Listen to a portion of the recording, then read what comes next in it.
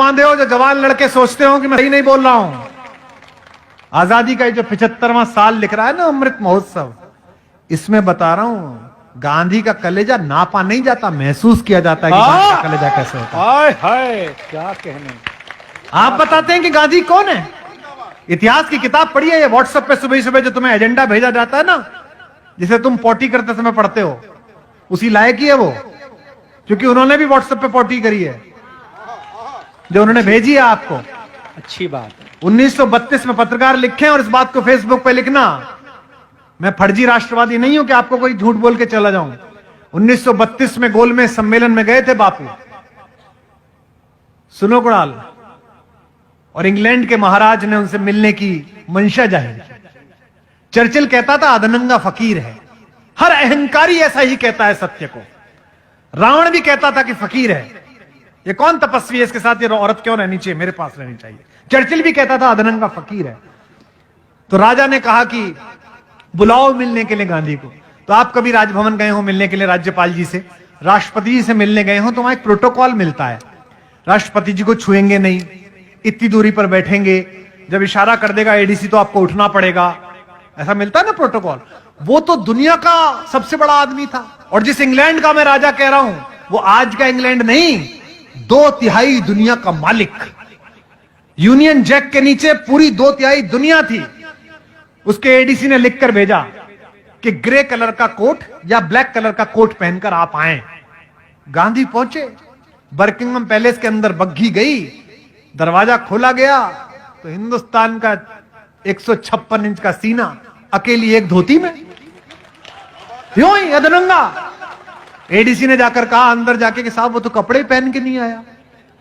तो जॉर्ज पंचम बोला कि चर्चिल कहता तो था नंगा है, पर इतना नंगा है। हाँ सच है, आप पढ़िए।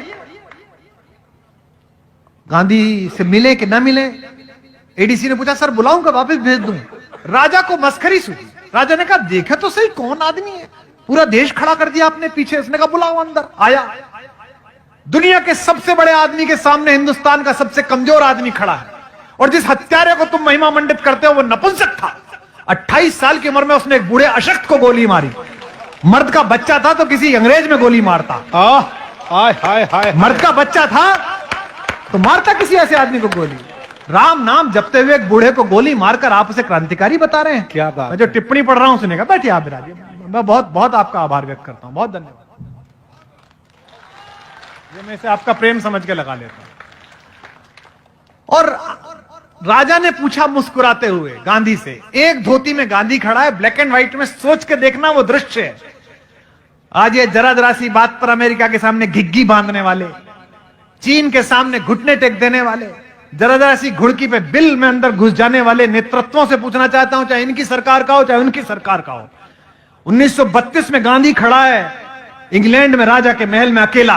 राजा ने पूछा well mister Gandhi where are your clothes, तुम्हारे कपड़े कहां गए? बिना कांपे, यूरेनियम से बने हुए, प्लेटिनम से बने हुए, डायमंड से बने हुए सीने वाले हिंदुस्तान के सबसे बड़े फकीर ने कहा, जो सेंटेंस बोला उसे बोलने के लिए कलेजा चाहिए, नापने के लिए नहीं, महसूस करने के लिए। उसने कहा, हिंदी में सुनाता हूं जो अंग्रेजी में कहा, नॉट इवन माइन, तुम्हारे कपड़े कहां गए? उसने कहा मेरे छोड़ो महाराज, मेरे पूरे देश के कपड़े तो चुरा कर आपने पहन लिए। इसके लिए कलेजा चाहिए। आपका चाचा अच्छा हो सकता है, आपके बाप अच्छे हो सकते हैं, पर इससे मेरा बाबा बुरा कैसे हो गया यार?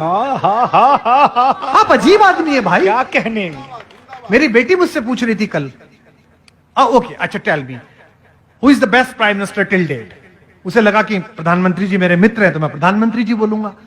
मैं आपको बताता हूं देश का सबसे अच्छा प्रधानमंत्री कौन हुआ। सभी ने अच्छा काम किया, नेहरू जी ने IIT IIMD अच्छा काम किया, इंदिरा जी ने प्रीवी पर्स खत्म किया, बैंकों का राष्ट्रीयकरण अच्छा काम किया, राजीव गांधी कंप्यूटर लेके आए तो बहुत अच्छा काम किया, अटल बिहारी वाजपेयी गठबंधन कैसे चले इस देश को सिखाया, नरेंद्र मोदी ने बहुत अच्छा काम किया, सबने अच्छा काम किया।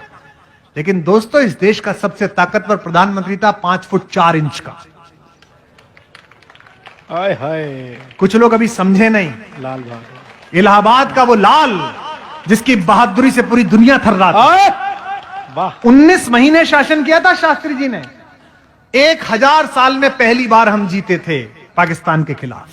पहली बार हमने लड़ाई लड़ी और हम जीते। और सेनाध्यक्ष ने आकर कहा कि साहब वो कश्मीर में बहुत ट्रबुलेंस हो रही है। बोले कैसे? बोले वो आते हैं मार के चले जाते हैं। बोले कहां चले जाते हैं? मारो वहां जाके। तो बोले तो सीमा के पल्ली पार चले जाते हैं। तो शास्त्री जी ने कहा पल्ली पार जाके मारो। तो सेनाध्यक्ष बोला साहब ये तो वार हो जाएगी।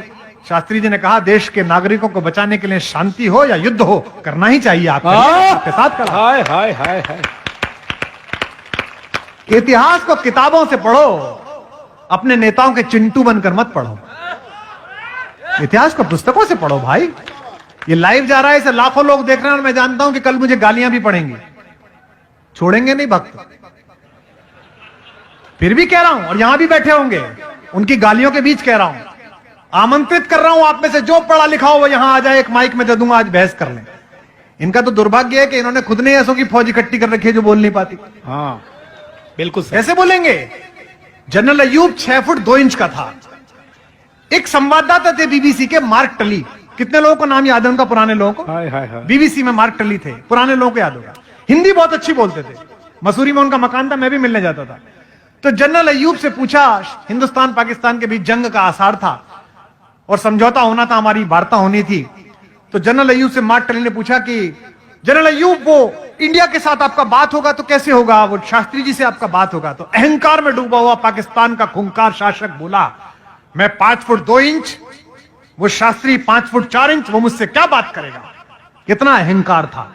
भारत आए, साउथ ब्लॉक में प्रधानमंत्री कार्यालय से अपनी सफेद एम्बेसडर कार में शास्त्री जी फाइल लेके चढ़ रहे थे। मार्क टली दौड़ते दौड़ते गए, शास्त्री जी जनरल अयूब कहते हैं कि वो 6 फुट 2 इंच के, आप 5 फुट 4 इंच के, लड़ाई होने वाली है, लड़ाई के बाद आप दोनों क्या बात करेंगे? बोले वो मुझसे क्या बात करेगा?